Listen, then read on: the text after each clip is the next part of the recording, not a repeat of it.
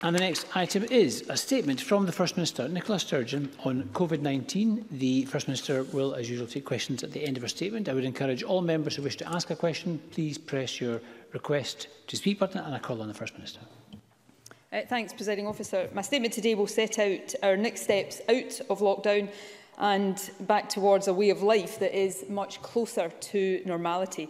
I intend to set out in some detail how and in what order we hope to ease restrictions between now and the middle of May, and I will set out, albeit in more general terms, our expectations beyond that. I must stress, of course, because it is simply an inescapable fact, that being able to deliver on the plans I outlined today is dependent on continued progress in suppressing the virus and rolling out vaccines. However, I do hope that this statement will provide welcome reassurance that brighter days are indeed ahead of us. Before turning to the detail, I'll provide some context on the state of the epidemic, and I'll start with a summary of today's figures. 597 positive cases were reported yesterday, which is 3.8% of all tests carried out, and takes the overall number of cases now to 210,605. 440 people are currently in hospital. That's 7 fewer than yesterday, and 42 people are in intensive care. That is 2 more than yesterday.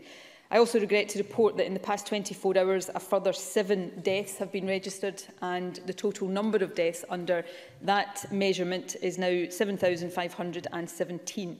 And once again, my deepest condolences go to all those who have lost a loved one. Indeed, 1 week today, when we mark the first anniversary of lockdown, the whole nation will be invited to share in a minute's silence as we reflect on those we have lost and on the painful sacrifices that have been made by so many over the past year. Presiding Officer, we are currently, as of now, recording across Scotland an average of 570 new COVID cases each day. And there are 2 points about that which it is important to make. The first is positive. Case numbers have fallen sharply since the early part of this year, as a result, of course, of the tough restrictions we're all living under. In January, we were recording more than 1,000 cases a day on average, and even just 3 weeks ago, the average number of cases each day was 815. So we've seen a significant reduction since then, which indicates the progress that has been made in suppressing the virus. The second point is slightly less positive. The 570 cases per day on average over the past week is up slightly from an average of 490 the week before. Now, that's not a massive increase, but it's clearly not the direction of travel we want to see, so we'll be monitoring it carefully and also taking it as a reminder that we have no room for complacency. Care and caution in the face of this virus continues to be essential.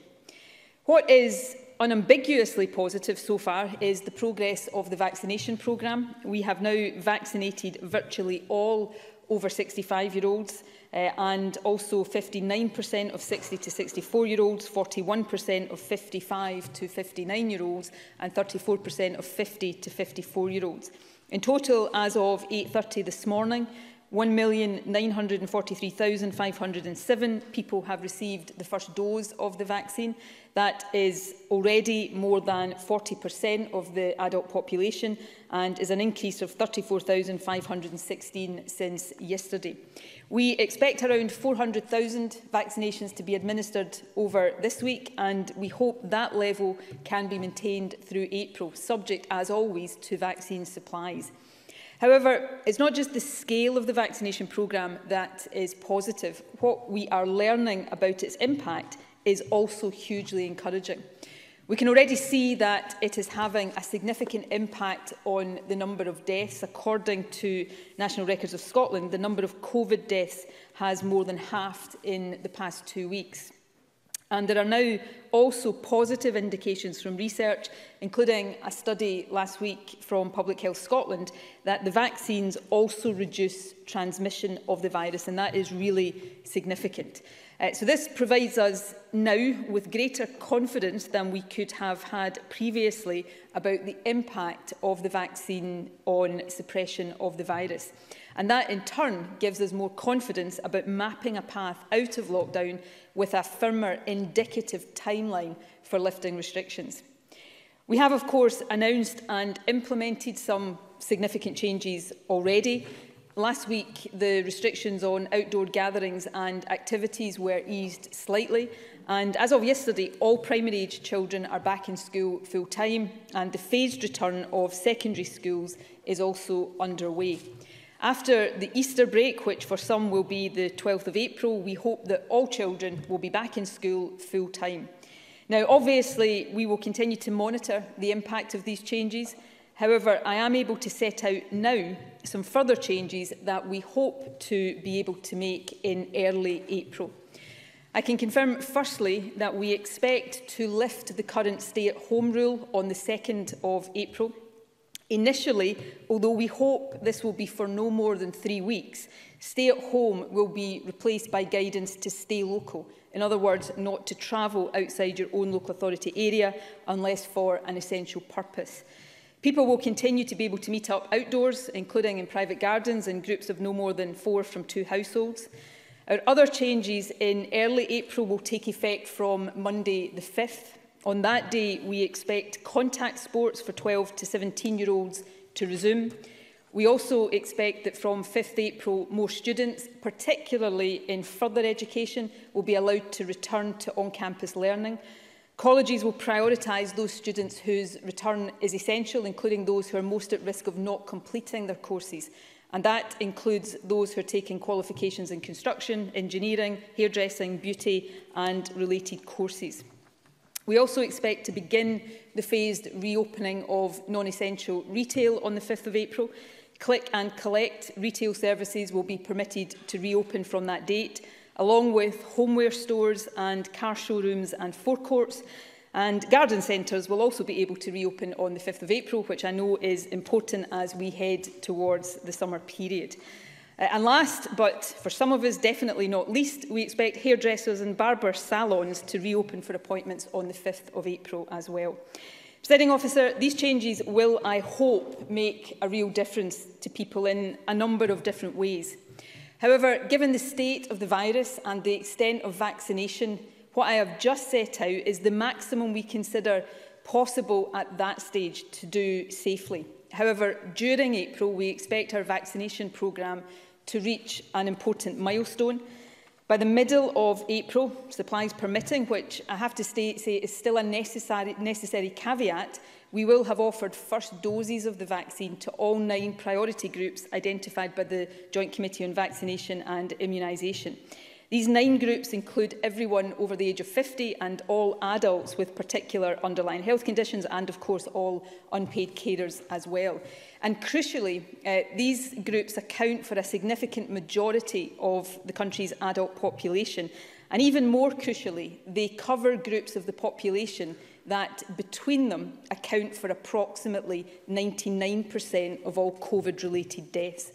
So reaching that milestone and also taking account of the fact that it takes a couple of weeks for protection from the vaccine to kick in, it will give us confidence to ease restrictions much more significantly from the 26th of April. So on that date, we expect all parts of Scotland currently in level 4 to move down to a modified level 3. The island communities currently in level 3 will have the option to move at that stage to level 2. However, given what I am about to set out on travel restrictions, we intend to discuss that with these communities over the next couple of weeks. So let me turn firstly to the position on travel. We expect that from 26 April, restrictions on journeys within mainland Scotland will be lifted entirely. However, if restrictions on socialising and hospitality are relaxed more quickly and significantly on the islands, there may be a need to retain some restrictions on travel to and from the mainland to protect island communities from the importation of new cases. However, rather than just impose that decision now on our island communities, we intend to discuss it directly with them to determine what arrangements they consider will work best for their circumstances. We hope that restrictions on journeys between Scotland and other parts of the UK and the wider common travel area can also be lifted, if not on April the 26th, then as soon as possible thereafter. However, we need to keep this under review as part of our efforts to reduce the risk of new cases being imported into Scotland, and we will update the position during April. Reducing the risk of importing new cases and new variants is also directly relevant to the issue of international travel. We intend to discuss with the aviation sector later this week how and when non-essential travel to some international destinations may be possible again. Like the UK Government, we are certain that this will not be achievable before the 17th of May. However, our view is that it may well not be possible for a further period after that, given the circumstances and the situation with the virus in many other parts of Europe and the world. And even when overseas travel does resume, it is likely that a requirement for pre-departure and post-arrival testing will remain in place for some time to come. But we will keep this issue under close review. I want to turn now to the other changes we hope to make from the 26th of April. On that date, we expect all remaining retail premises to reopen. All tourist accommodation will be able to reopen from that date too, subject, of course, to any wider restrictions that remain in place, for example, on hospitality. We expect that libraries, museums and galleries will also reopen from 26 April. Our expectation is that indoor gyms will reopen for individual exercise on that date. Work in people's homes will resume, as well as driving lessons. And we expect that the limit on attendance at weddings, funerals and associated receptions will be raised to 50 from 26 April. From that date, the restrictions on outdoor socialising we expect will be eased further too. From that date, 6 people from up to 3 households will be able to meet outdoors and with no mainland travel restrictions in place, as I said earlier. 12 to 17-year-olds will be able to meet outdoors with up to 6 people from 6 households. Now, unfortunately, given that the risk of transmission we know is greatest inside our own homes, where it's much more difficult to comply with mitigations like physical distancing, we cannot yet say if it will be possible to have people from other households visit us indoors from this date. But given how important this is to all of us, we do intend to keep this under ongoing review. The hospitality sector will also begin to reopen from 26 April. From that date, cafes, restaurants and bars will be able to serve people outdoors in groups of up to 6 from 3 households until 10 p.m. Alcohol will be permitted and there will be no requirement for food to be served. We also hope, though this in particular depends on continued suppression of the virus, that there will be limited indoor opening of hospitality from 26 April too. This will be limited initially to the service of food and non-alcoholic drinks until 8 p.m. and for groups of up to 4 people from no more than 2 households. As was the case last year, venues will need to retain customers' contact details for 3 weeks after their visit. Finally, we will advise that from 26 April, people on the shielding list can return to work, children and young people on the shielding list can return to school or nursery, and students on the shielding list can return to college or university. And the Chief Medical Officer will write this week to everyone on the shielding list to provide more detailed advice. Now, as is obvious, the changes that we hope to make on the 26th of April are significant. We will therefore need to monitor them carefully. For that reason, we do not expect any further changes to be made before the 17th of May, 3 weeks later. However, from that date, we hope that all level 3 areas, or as many as possible, will move to level 2. We would hope that from that date, indoor hospitality could return to greater normality, with alcohol able to be served indoors and within more normal opening hours, though possibly with some continued restrictions, a requirement for booking in 2-hour slots, for example. The precise detail of any continued restrictions will depend on an assessment of the situation closer to the time, but we will be aiming for as much normality as possible. On 17th May, we also hope that adult outdoor contact sports and indoor group exercise can resume. We would also hope that cinemas, amusement arcades and bingo halls will reopen from that date, and that outdoor and indoor events, albeit perhaps on a small scale to begin with, will also restart. We will confirm capacity limits with the events sector over the next few weeks. We also hope that colleges and universities will return to a more blended model of learning from mid-May, meaning that more students can be on campus. Further face-to-face support services will also resume, as will non-professional performance arts. Finally, on 17th May, we expect restrictions on outdoor social gatherings to ease further. And if this has not proved possible before this date, we also expect that people will then be able to meet up inside each other's homes again, initially in groups of probably up to 4 people from no more than 2 households. Now, let me come back to that point, because I know that the restriction on indoor meetings has been one of the hardest parts of lockdown for most of us to bear. Unfortunately, though, it is necessary, and I note that the easing of this restriction is not expected before mid-May in England either. However, all of us yearn to meet with friends and loved ones indoors again, and I know this is especially important for those people who live alone. So we will be keeping this under ongoing review, and we will seek to restore as much normality just as soon as it is safe to do so. Presiding Officer, I also want to give an update today on business support. In the past year, we have provided more than £3 billion of direct support to businesses in Scotland, and for the entirety of the next financial year, we will provide 100% rates relief for retail, hospitality, leisure and aviation businesses. When I spoke in advance of the UK budget, I said that the strategic business framework, which supports closed businesses, would continue until June, even if some businesses were able to open before then. However, a number of businesses have asked us to instead adopt a model of restart grants as we emerge from lockdown. We've decided to follow this advice. So I can confirm that on 22nd March, recipients of support under the Strategic Business Framework Fund will receive a final 4-week payment. There will be no new claims after that date. And then on the 19th of April, recipients will receive a combined final payment comprising a further 2 weeks closure support and a one-off restart grant. For eligible retail businesses, this will mean a payment on the 19th of April of up to £7,500, and for eligible hospitality and leisure businesses, a payment of up to £19,500. And this will provide support that is both more generous and also more flexible than previously envisaged. Presiding Officer, the steps I have outlined today give a significant degree of clarity for the period between now and the middle of May. The unpredictable nature of this virus means, and I hope people can understand this, that it is difficult to give quite as much clarity beyond that point. However, our hope and ambition is that from the early part of June, all of Scotland will move to level 1, which will allow for a further easing of restrictions. And then by the end of June, we hope that all of Scotland will move to at least level 0.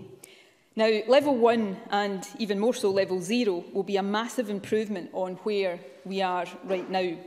But those levels still involve some restrictions, and so we hope that we will be able to get beyond even that. We will be assessing the situation as people would expect on an ongoing basis with a view to restoring as much normality as possible. It is our fervent hope and also our tentatively increasing expectation that vaccination, continued and effective use of test and protect, and probably a continued compliance with some precautions like good hand hygiene, for example, will allow us to keep COVID under much greater control. And that this will then allow us to enjoy many of the things that we took for granted before the pandemic. For example, normal family gatherings where we can hug our loved ones, sporting events, gigs and nightclubs. Now, for me to set out a precise date for all of that right now would involve plucking it out of thin air, and I'd probably be doing it to make my life easier, not yours. So I'm not going to do that. But I do believe that over the coming weeks, as more and more adults are vaccinated, it will be possible to set a firmer date by which many of these normal things will be possible. And I am optimistic that this date will be over the summer. And I know I will not be the only one now looking forward with a real sense of hope to hugging my family over the course of this summer. Presiding Officer, 3 months ago, when we had to reimpose lockdown in the depths of December, it was a dark moment in an unbelievably tough year. I know how difficult the last few months have been, and I will never underestimate and I will never stop being grateful for the sacrifices, the really hard, painful sacrifices that everyone has made. But now, thanks to those sacrifices and the success of the vaccination programme, we are in a much brighter position. As we move further into spring, children and young people will be back in school full-time. Shops and services, we hope, will be reopened. We'll be able to travel more widely. We'll be able to see more of our friends and loved ones and start to meet again in bars, cafes and restaurants. As we move into the summer, an even greater degree of normality, hopefully something much closer to actual normality, with the ability to hug those we love, will become possible. All of that should fill us with optimism. This is certainly the most hopeful I have felt about the situation for a long time. However, as you would expect, I do need to add a note of caution. I know this is the bit none of us want to hear, but the route back to normality does depend on continued suppression. Right now, things are much better, but hundreds of us are still getting this virus every day. Last week alone, more than 200 people were admitted to hospital with the virus. We are getting it under control, but it is still dangerous and it is now even more infectious. So we must continue to suppress it to the lowest level possible as we try to get our lives back to normal. So for now, please continue to stay within the rules. Until April the 2nd, please stay at home, except for specific purposes. Please don't meet people from other households indoors, and please follow the facts advice when you are out and about. By doing all of this over the last long, difficult months, we have protected each other and saved lives. By doing it in the few weeks ahead, we can make steady and sure progress back to normality. And we will continue to protect each other as we journey towards those brighter days that I do firmly believe are now in sight. Thank you very much. First Minister, we're going to turn now to questions. I encourage all those who haven't already done so to press their buttons, and I call Ruth Davidson. Thank you, Presiding Officer. Today's update, as briefed, has started to give some clarity as to when various sectors can reopen. Frankly, it's clarity they were calling for and expecting 3 weeks ago when the First Minister said she would reveal her roadmap out of the restrictions. But that notwithstanding, it will give much encouragement to those who are desperate to get back to work, shops to welcome customers and hairdressers to welcome clients. But a statement can be as instructive by what is not mentioned as much as the information that is. And we know there's a huge job to get public services affected by COVID back online, whether that's NHS testing and treatment, the backlog of court cases, or support services for those with special needs. Presiding Officer, for a week, beginning with International Women's Day and ending on Mothering Sunday, last week was a particularly tough week for women. The disappearance of Sarah Everard and the discovery of her body shocked us all. It led to an outpouring of stories from women across the country of times that they'd been attacked or intimidated, catcalled, flashed at, followed, stalked, abused or threatened. The First Minister recognises this and used her own social media channels to offer support. And of course she can't solve all these problems, but she could offer specific action in specific areas to make things just a little better. The First Minister will have been as struck as I was this week by the number of women explaining how their horizons have narrowed during COVID, that basic pursuits that most men don't think twice about, like going for a walk or run or other outdoor exercise in the evening or after dark, simply isn't an option for them if they want to feel safe and stay safe. So I'm asking her to look again at moving up the reopening date of well-lit and well-supervised safe exercise spaces like gyms, so that people across Scotland, but especially women, can get out of the house and do basic exercise without fear. Another improvement would be to reopen all scans and stages of pregnancy treatment to partners so that women aren't going through so much of the patient pathway alone. And further, the First Minister has previously talked of diagnostic testing restarting, but we know from recent data that urgent referrals for treatment of possible cervical cancer is down around half on rates for 2019. London is trialling at-home smears, so can the First Minister commit to looking at a similar catch-up scheme here? And finally, we've seen a rise in violent crime across Scotland, just at the time that the backlog of court cases has soared. Can we increase the number of High Court sittings and take the court on circuit so that those waiting for justice, particularly those having been subject to violent or sexual crime, can get that justice earlier? First Minister. Firstly, had I announced everything I've announced today 3 weeks ago, I would have been doing so without the confidence that we would have reached a stage of having suppressed the virus and vaccinated enough people to make it safe. And what I've tried to do, and some people will agree, some people will disagree, from day one of this pandemic, literally every single day, is take balanced decisions that put the overall safety of the country first. And that is what I am going to continue to do each and every single day. That's more important than headline grabbing or doing things to make the lives of politicians easier, because my job is to protect, as well as I can, the safety of the population at large. And I would repeat again that because of the cautious approach we took coming out of lockdown last year, we kept things open longer than was the case in other parts of the UK. And of course, we're coming out now of our second national lockdown. Other parts of the UK are coming out of their third national lockdown. So these are decisions that are important to get right. Opening up public services that have had to be paused is a priority. And actually, it's because we give that priority, schools being at the top of that list, that we have to be more cautious with opening some parts of our economy, because we can't do everything when headroom to suppress the virus is so limited. So we have unapologetically and unashamedly prioritised the return of schools, and getting the health service back operating normally is a real focus now. The Health Secretary and I had a roundtable discussion just yesterday with representatives from across the health service, hearing directly from them about the priorities and the needs that they have. We've just established a new Centre for Sustainable Development in the National Health Service that is looking at innovative ways, at-home smears, for example, although I think we've got to be careful about exactly how we describe certain things. But all of that is part of what we are now doing to take forward the sustainable recovery of the National Health Service, while also supporting the health service to treat COVID patients for as long as that is necessary.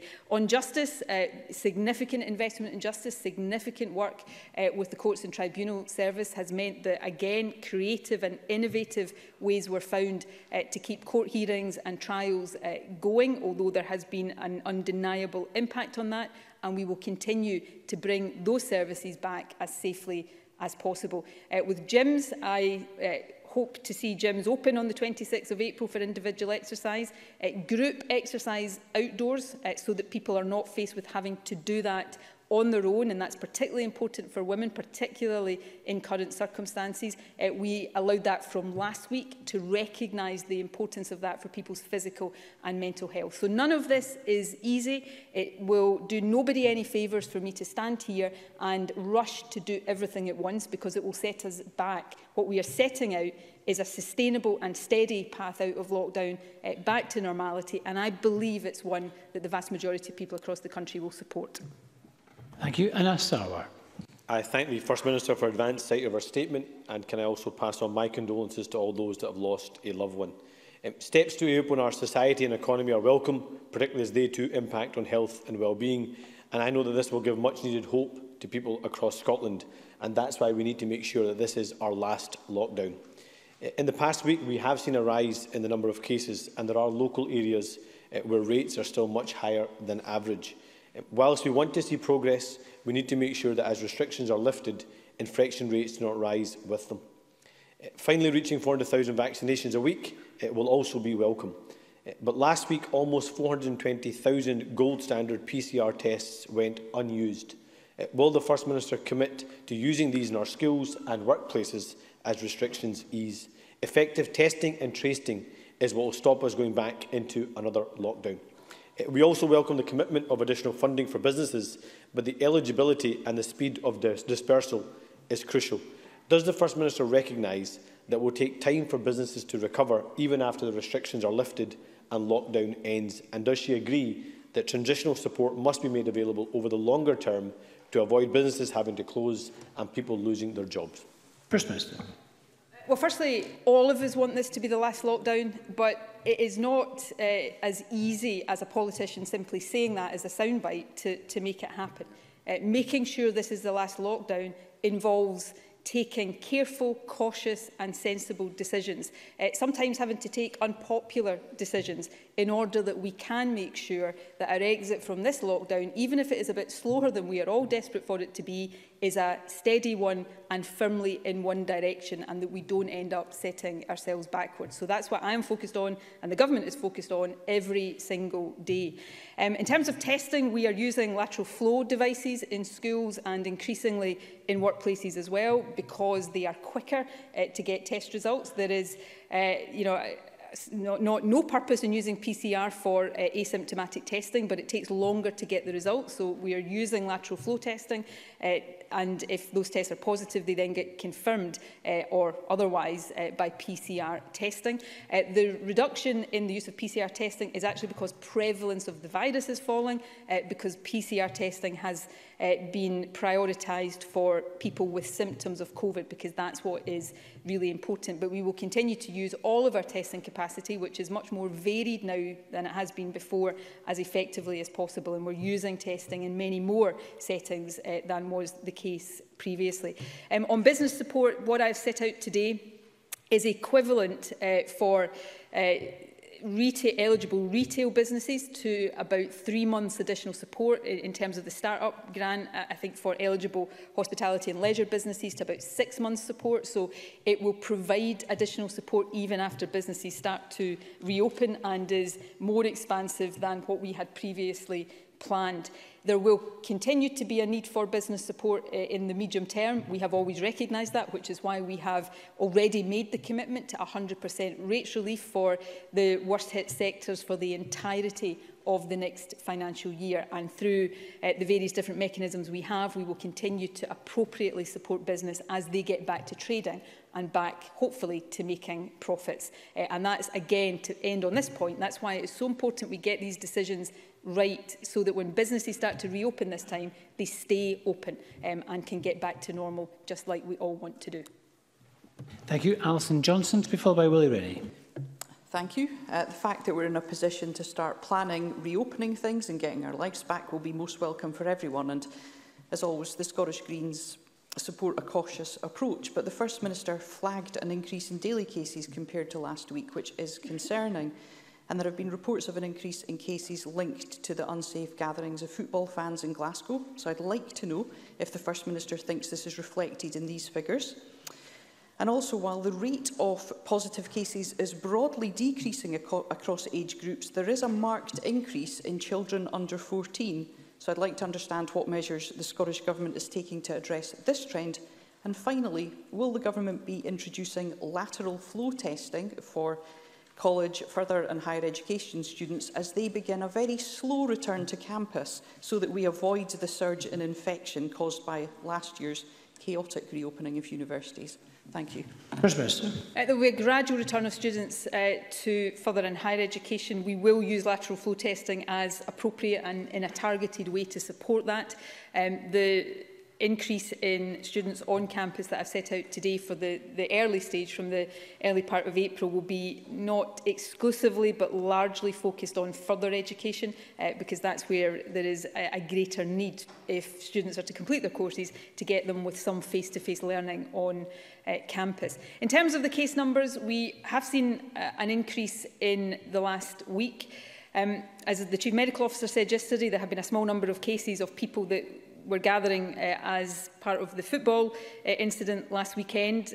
We may see more of that, given the incubation of the virus. That will not have fully worked its way through yet. But I think we also need to be really open-eyed about this. And after a year, I think we've probably all learned this. This is a virus, so any time we open up and people start to come together, there is greater opportunity for transmission, and we have seen schools return. It's not so much a worry about transmission in schools as about the activity that goes around the return of schools. So while I'm probably one of the last people to be complacent about any increase in cases. If I cast my mind back 2 or 3 weeks, we perhaps worried that the increase in cases we would be seeing after the beginning of the return of schools would be bigger than we're looking at it right now. So we will monitor that very carefully. In terms of younger age groups, the mitigations in schools are really important to try to reduce transmission there as much as possible. This is always going to be a balancing act. Any relaxation of restriction is not neutral. It increases risk of transmission. So we have to get all of the pieces of this as much in balance as we can. We've got significant additional piece now with vaccination, which will help to substitute for some of the lockdown restrictions. But the need to navigate this really carefully based on all the experience we've had over the past year remains absolutely essential. Thank you. Willie Rennie to be followed by Annabel Ewing. I'm sure people will feel a little bit of hope today. Their sacrifices and the brilliance of the vaccine scientists means that our liberty may return soon. And the dark cloud hanging over people struggling with their mental health might start to clear as well. So we must have the services ready to help them. The First Minister has been insistent that decisions on easing will be based on data, not dates. Yet the statement today has quite a few dates, but very little data. When will we see the indicators that will allow people to understand when they will be moving from one level to the next in their area? Can the First Minister be clearer about the indicators and the data? First Minister. Well, people, I think, want some clarity about the indicative timeline, which we're trying to give them. All of this is predicated, though, on the data continuing to go in the right direction. If the data starts to go wildly in the wrong direction, then clearly all bets are off. And that's why it is so important for all of us to continue to convey those messages of discipline and continuing to stick with it for a little bit longer. In terms of the move down from level 4 for all of mainland Scotland and some parts of our island communities, we want to try to do that as one country because that will allow us to lift travel restrictions. And even although some parts of the country are at lower levels of prevalence right now, because we are not yet at a critical point in terms of vaccination, it would still be very risky to lift those restrictions more quickly in those parts of the country. When we have done that, if there are outbreaks or variable transmission across the country, we will have the option of using the levels, and we will publish shortly the latest indicators that we would intend to use. As I had to say repeatedly before, it is not an exact science. But at the moment, for the whole country, it's about getting the virus as low as possible and keeping it there, recognising that as we start to ease, as I said before, it's not neutral. So it's a combination of all of this that we need to keep in mind as we try to navigate our way through these next few weeks. Thank you. Annabel Ewing to be followed by Maurice Golden. Thank you, Presiding Officer. The setting of indicative dates for the initial easing of lockdown is very welcome news indeed. However, I do note the cautionary note that the First Minister has struck. And I wonder if the First Minister could clarify then by what date any change in plan would be communicated in the event that the COVID-19 data dictated a change of approach. This would be very important information to allow my Cowdenbeath constituents and people across Scotland to start to make firm plans as they seek to return to a greater degree of normality in their lives. First Minister. We would aim, as we have generally done throughout this, to confirm, hopefully, or otherwise, if things were not going in the right direction, a week before each of these dates about whether the changes are going to happen or not. I very much hope that that will be confirmation.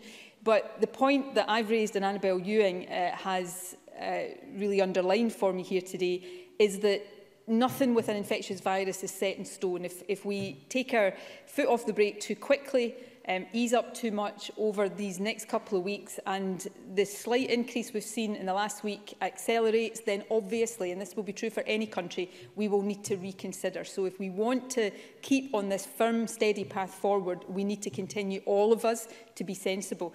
One of the things that I think should give all of us some cause for, if not concern, then at least lead us to guard against complacency, is there are many parts of Europe right now where things look as if they are going in the wrong direction again. So, you know, this virus will take the opportunities. We're in a better position with vaccination, and that is really good. And increasingly, we think the vaccination will do the job that restrictions are doing right now. But we're not quite there yet in entirety, so we continue to need to have that balance. But if we all keep doing some of the same things that we've been doing for a long time now, then I do really believe that as we go into the summer, there's every reason to feel very optimistic about the way in which we'll be able to be living our lives. Maurice Golden, followed by Claire Adamson. Thank you, Presiding Officer. When will the Scottish Government publish updated guidance on restrictions contained within the tier system, especially the restrictions that exist in Level 0? First Minister. We'll publish some of that, backing up what I've just said today, later today. It's possibly already published in terms of the update to the document. In Level 0, one of the things we need to have some further discussion about and take account of the data closer to the point we might get into Level 0 are things like the numbers of people allowed in stadiums or at events.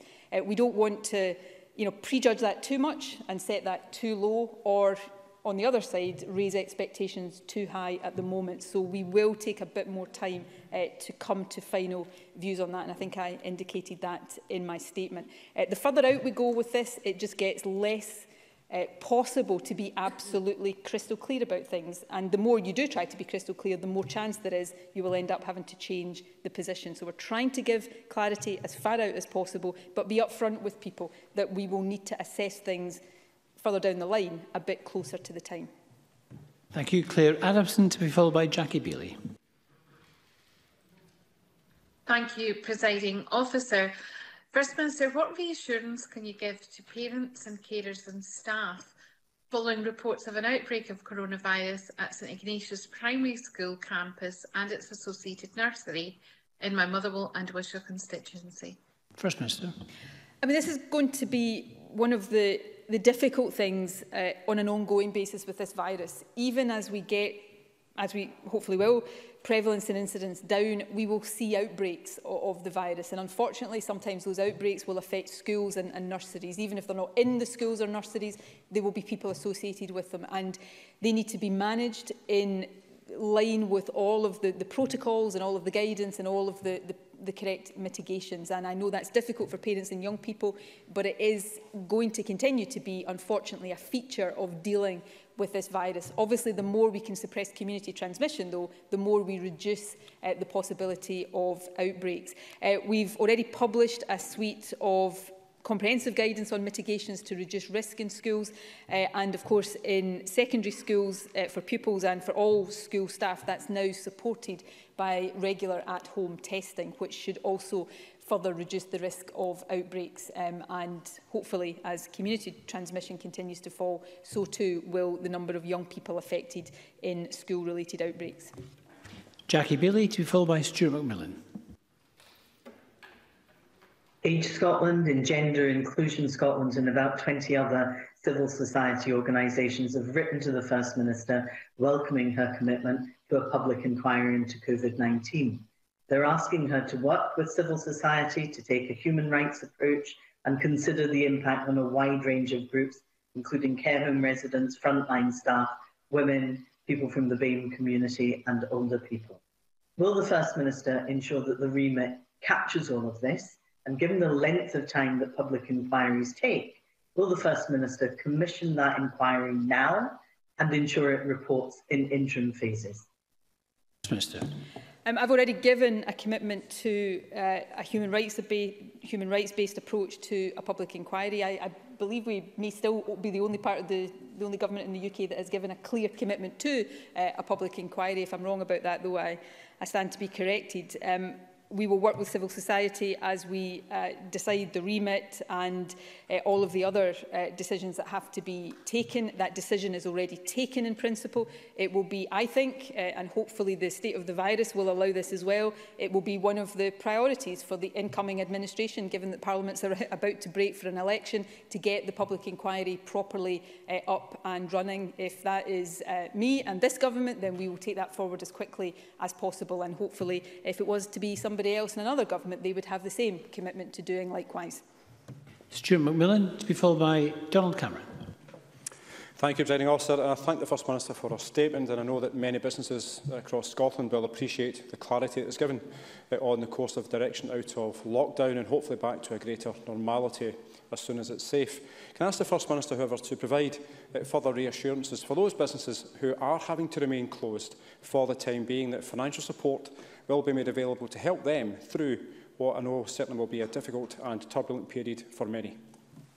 First Minister. Well, the approach to business support that I've set out today is intended to combine ongoing support for businesses that have to remain closed or businesses that still have significant restrictions on their ability to trade on the one hand, and on the other hand financial support for businesses with the costs of restarting and reopening, having to order stock, for example, or do the other things to get a business ready to begin trading again. So that combination is one that businesses have asked for, and I think it does provide the flexibility of support. I hope that the vast majority of businesses, by the time we get into summer, will be operating again, but we have always recognised the need to support those who, for whatever reason, are not going to be able to do that. But our focus, as well as doing that, is to get business and the economy operating as normally as possible, as quickly as possible. Donald Cameron, to be followed by John Mason.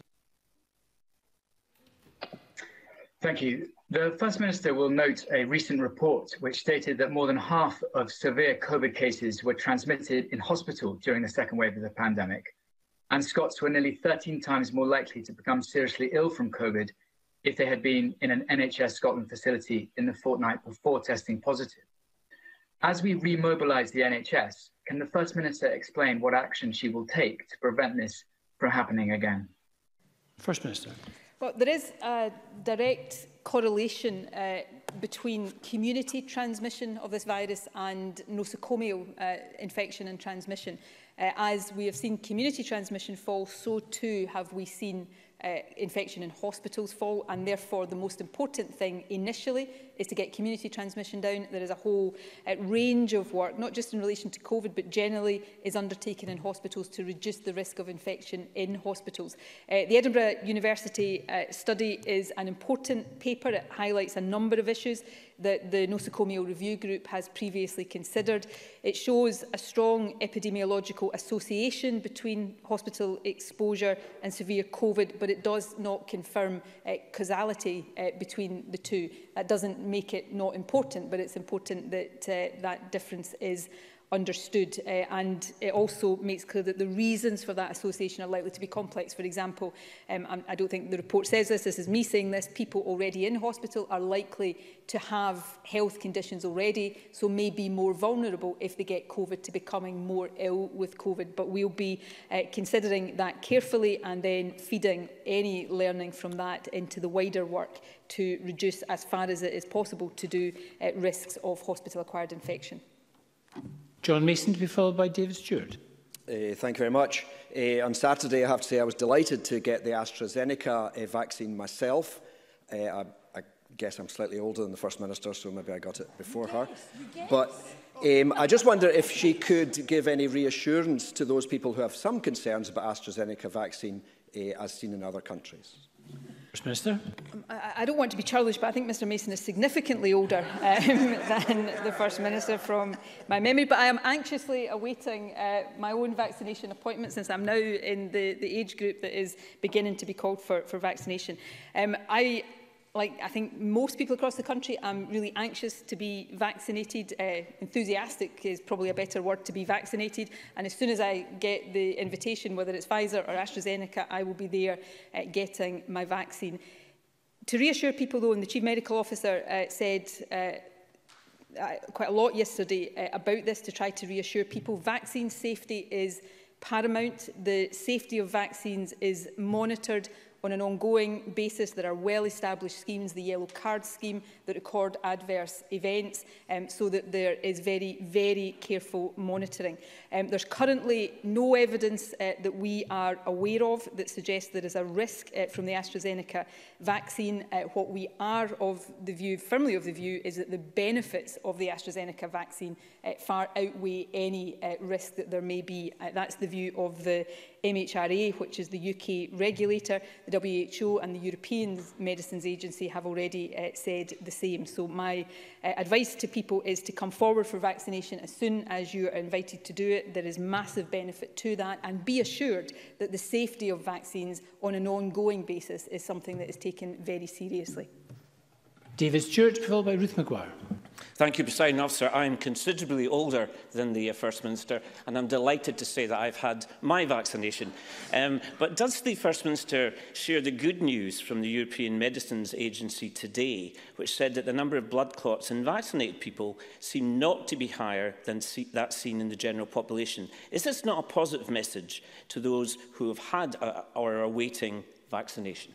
First Minister. It is. I was paying very close attention to the views that the European Medicines Agency have just articulated earlier today, and they are, as Dave Stewart sets out, they're doing some further review over the course of this week. But I'm not a clinician and I'm not an expert, so this is a summary of the position as I understand it, based on the advice given to me by the Chief Medical Officer.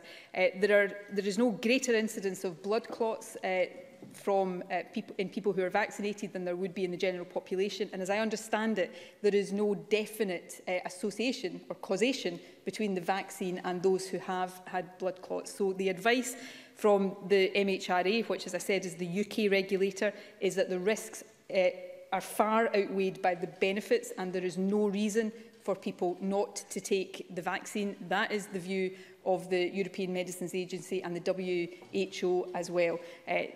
Getting vaccinated seriously and significantly reduces your chances of becoming ill or dying from COVID. And that, I think, is the reason why everybody should come forward and get their vaccine just as soon as possible, as I'm delighted to hear Dave Stewart already has. Thank you, Ruth Maguire. To be followed by Jamie Green. Thank you, Presiding Officer. Today's announcement is positive. However, there are many families struggling as a result of the economic impact of the pandemic, particularly those on low incomes, those who are sick or folk who find themselves in other vulnerable circumstances. With them in mind, can the First Minister outline what measures the Scottish Government is taking to assist? First Minister.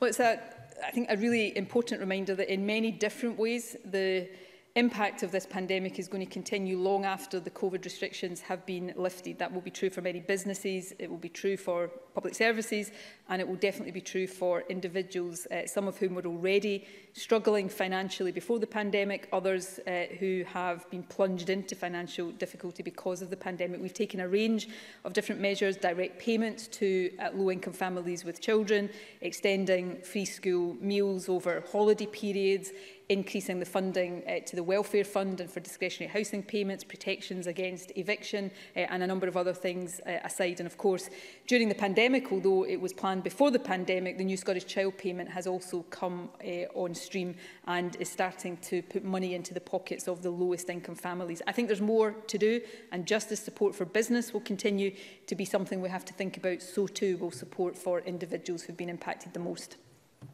Jamie Green, to be followed by Ross Greer. Thank you. Can I ask if today's framework essentially confirms that we're moving out of lockdown nationally at the same pace with no scope for local easing? And can the First Minister assure businesses that if virus suppression and lockdown milestones are not met, that the Strategic Business Framework Fund will continue? First Minister. Yes, and we will keep the infrastructure of the Strategic Business Framework Fund in place so that if we have outbreaks in future, or if there are any, which I hope there won't be, but if there is a need for any regional lockdowns, then that can be used to provide support for businesses there, just as was the case at the start of lockdown, or rather when we came out of lockdown before and we had to have regional measures in place. I very much hope, and we intend, that all of the country currently in level 4 will come down to level 3 on the 26th of April.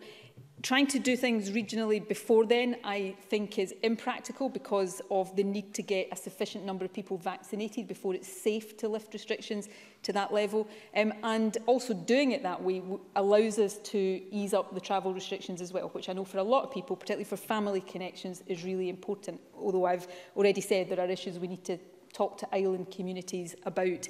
The level system will be there, though, if we need it, particularly after that, if by the time we get to the 17th of May or thereafter, much of the country can come down a level, but there's one part of the country that's got stubbornly high prevalence, we will have the ability to use it in a varied way. And I think that's important because we don't want to hold one part of the country back because of the level of the virus in others. But I think at this initial move out of lockdown, the more we can do that on a uniform basis so that everybody benefits from that and everybody can have the maximum benefit of that, I think that is the best way in the immediate term to proceed. Ross Greer, to be followed by Mike Rumbles. Thank you. Colby's Ice Cream in Mulgai are one of a number of businesses who struggled to access a business restriction grant. It appears this is because the guidance explicitly excludes takeaways, but the relevant regulations have since been amended to restrict the operation of takeaways. So can I ask the First Minister, if a takeaway business incurs a cost adapting to meet the regulations, is it now eligible for a business restriction grant? First Minister. I think if Ross Greer doesn't mind, I would like to look into the detail of the particular business so that I'm giving an answer that is appropriate and accurate to their circumstances rather than give a generic answer. So if he wants to email my office now or later on, I'll get that looked into and come back with a specific answer to him. And Mike Rumbles, be followed by Kenneth Gibson. I'd like to let the First Minister know that as soon as these questions are over, I'm off to the International Conference Centre to get my vaccination. Looking forward to it, at last.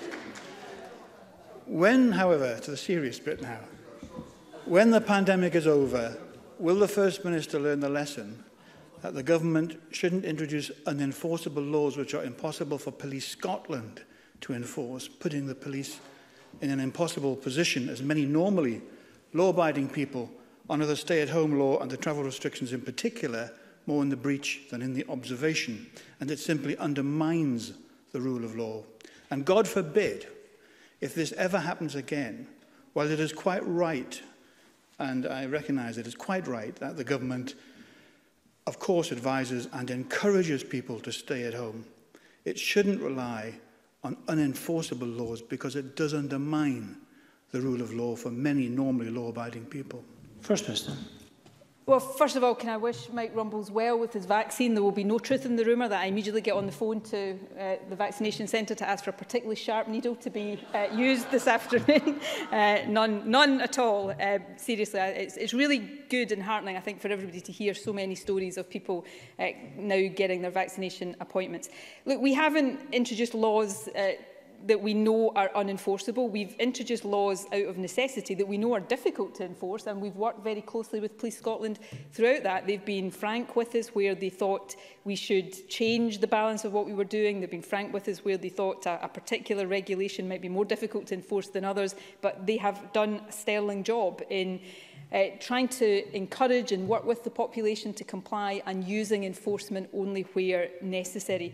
I hope we never have to be in a position like this again. I hope as we start to lift all of these restrictions, we never have to think about reimposing them.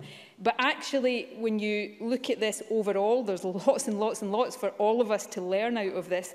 But one of the most positive things, I think, has been the way in which the vast majority of the general population has done everything that's been asked of them, has made really painful sacrifices and actually got us again to a position where we can start to look forward with some optimism. And I know for one, I will never ever be able to properly and adequately convey my gratitude for that.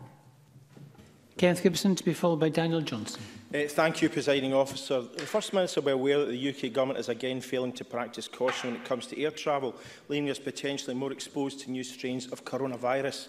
While safeguarding international entry routes is vital, is the Scottish Government approach working when travellers can and are simply arriving at English airports and travelling north? Given the UK's laissez-faire approach, our airports could lose a huge number of routes and ultimately jobs as travellers simply dodge Scotland's airports to no discernible health gain. So how will the Scottish Government address this difficulty? First Minister. Well, we continue to work with the UK Government and seek to persuade them to take a more effective approach. You know, there's no getting away from the fact that the position on quarantine, managed quarantine, would be more effective if it was one that was applied uniformly across England, Wales and Scotland, certainly, and Northern Ireland as well, but particularly on the island. So we continue to try to persuade the UK Government to do that. Thus far, they don't appear willing, and we will continue to enforce that to the best of our ability, because it does minimise the risks of new variants being imported. Of course, the main message right now is don't travel overseas unless it is essential. There should be very few people travelling overseas. Hopefully, as we go through the next few months, that will start to change as well, but it is likely to be one of the last things that changes because of that risk, as in some countries the position remains very volatile and therefore that risk of importing cases and particularly new variants of the virus remains a very real one, so we've got to continue to be cautious. Daniel Johnson to be followed by Christine Graham. At the end of last week, it became clear there had been a major problem with the issuing of blue letters and that people between the ages of 5 and the Lothians had not been receiving their appointments. This resulted in the Health Board making pleas on social media for people to call and find out if they had an appointment. I'm informed that this problem has persisted and that some vaccination centres have had literally no patients over the last 2 days. And staff have been asked to go out, and I'm quoting my source here, drum up support from police stations or anywhere else to fill slots. So can I ask, what has gone wrong? How did this happen?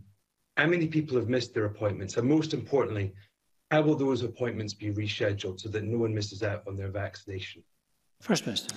This is an issue I'm aware of. We have been investigating it over the past few days, trying to work out where the issue lies, whether it's with National Services Scotland administering the centralised system or with Royal Mail.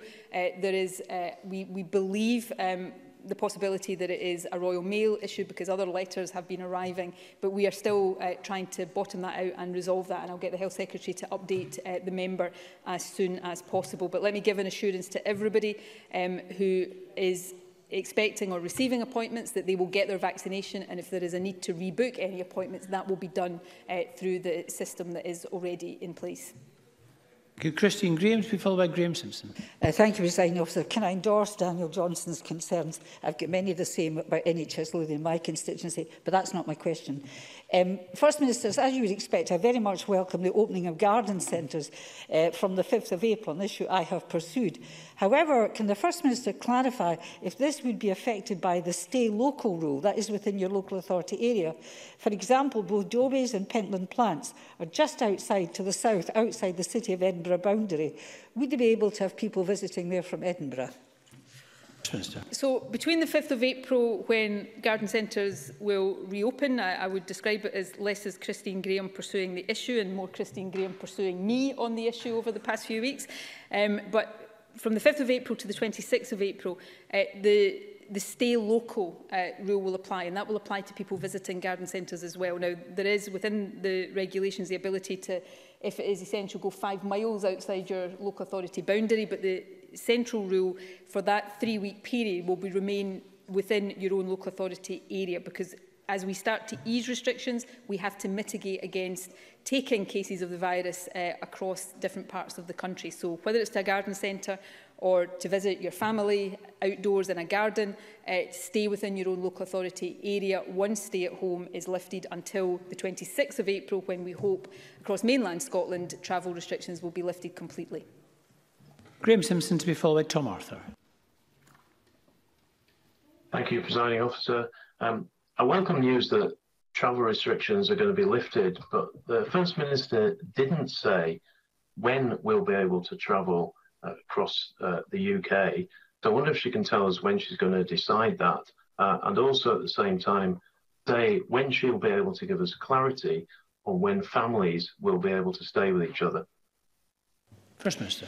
When I didn't give specific dates for these things, it's because I don't feel yet able to do that. I hope that the travel restriction between Scotland, other parts of the UK and the common travel area, I hope will also be able to be lifted on the 26th of April. If not on that date, then as soon as possible thereafter. But I said we would update during April on that position, because we need to guard against importation of cases, and we need to be mindful of varying prevalence and, of course, varying levels of restrictions being in place or lifted in different parts of the UK. So that's something we have to consider carefully. Similarly, with the ability to visit family indoors, it's already possible to see in small groups, 4 from 2 households, people outdoors, albeit initially within your own local authority area. From the end of April, that will involve travel across mainland Scotland. We hope that around that time we will also be able to gradually reintroduce the ability to visit family in our own houses, but again, it is not possible to say that definitively right now. And that is difficult because it's probably, out of everything I've said today, the one thing I want to be able to say to people, because it's the one thing we all desperately want to do. But the risk of transmission inside domestic dwellings is where the risk is greatest, because it's harder to comply with mitigation. So that's why I've said we're not going to wait, every week or 2 weeks or 3 weeks to review that. We're going to review that on an ongoing basis so that we can return to that position just as quickly as we deem it safe to do so. Thank you. Tom Arthur, to be followed by John Scott.